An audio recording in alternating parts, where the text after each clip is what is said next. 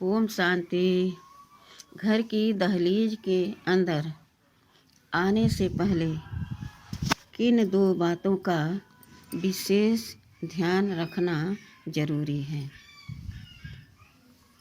पहला, आप बाहर हैं और किसी भी बात पर, किसी भी जगह पर किसी से आपका अनबन हो गया और आपको लग रहा है कि हम तो सदा पॉजिटिव हैं, लेकिन सामने वाला हमेशा हमें गलत साबित करता है, तो वहाँ मन डिस्टर्ब हो गया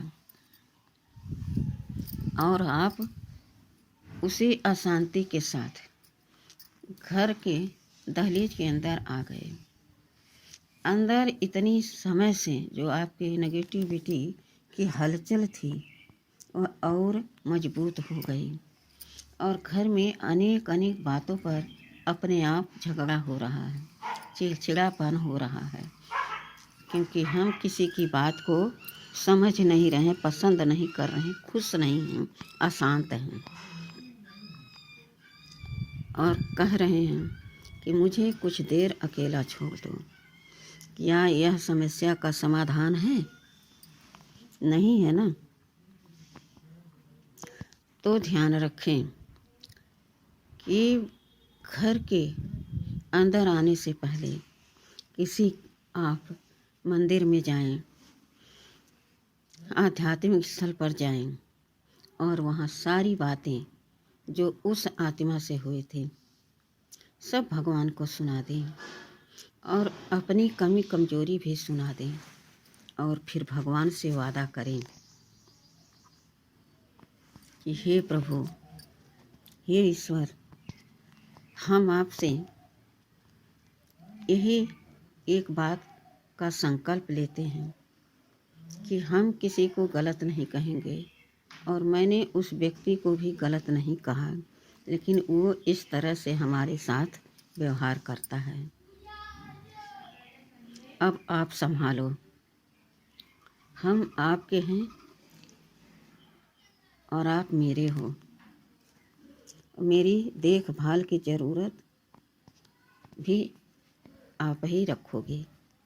हम तो कुछ कर नहीं सकते, मैं सब कुछ आप पर छोड़ता हूँ।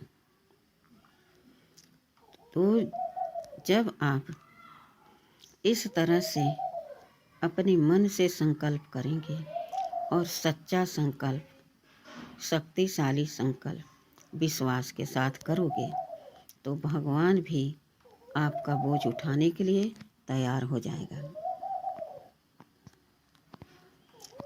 घर में जब आओगे तो यही कहोगे कि आज हम मंदिर गए थे और बहुत अच्छा हमारा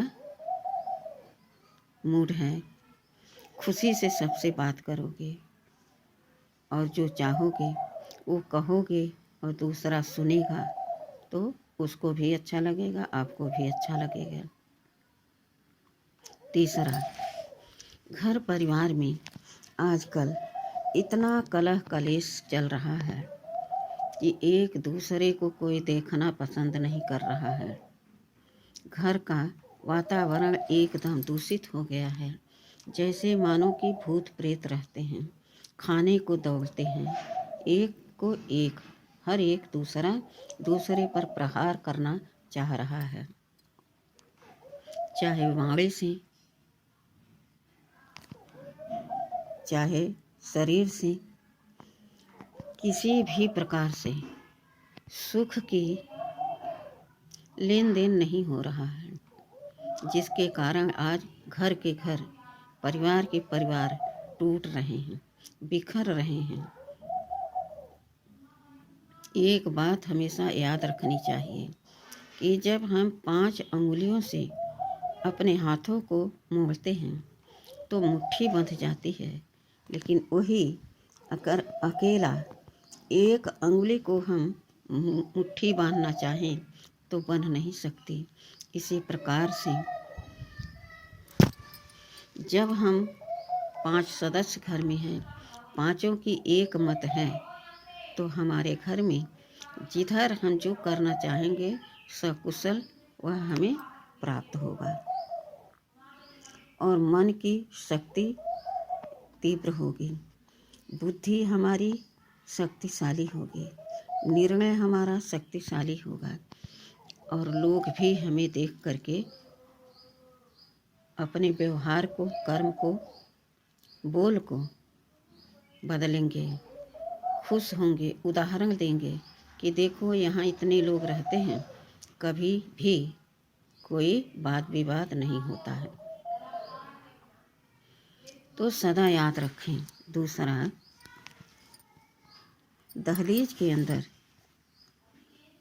आपकी कोई बात कोई नहीं समझ रहा, नहीं सुन रहा, सब अपने अपने मन के कर रहे हैं,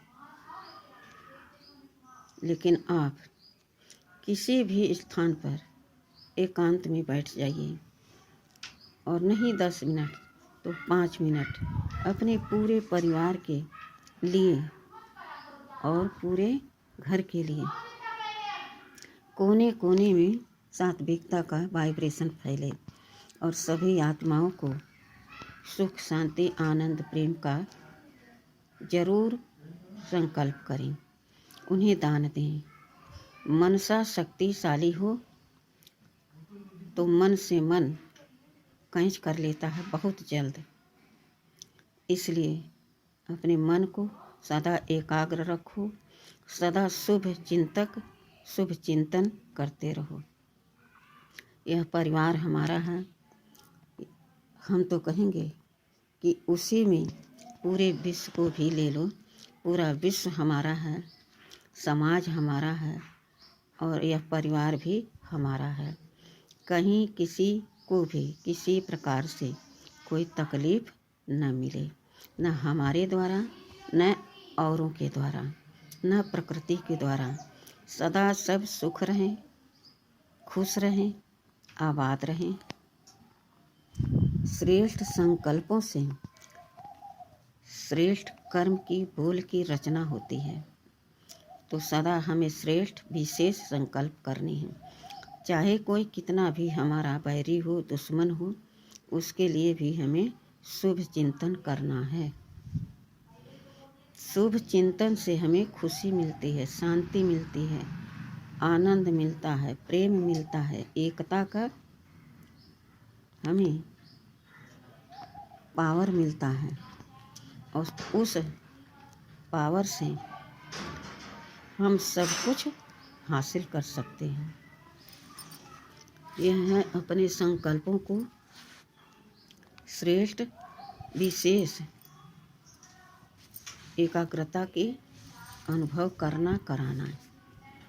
तो सभी इस तरह से चिंतन करें कि चाहे दुश्मन हो, चाहे हित हो, कोई अपना नहीं तो कोई पराया नहीं, सभी भगवान के बच्चे हैं और हम भी भगवान के बच्चे हैं। इसलिए सब हमारा परिवार है, कुटुंब है, सब सुखी रहें, हम भी सुखी रहेंगे। तो कभी भी नकारात्मक चिंतन हमारे मन में आ नहीं सकता। अच्छा, इसी श्रेष्ठ विशेष संकल्पों से हमारी दुनिया, हमारी दिनचर्या, हमारा जीवन, हमारा कर्म, बोल सब बदलता जाएगा और एक दिन हम फुल पास हो जाएंगे।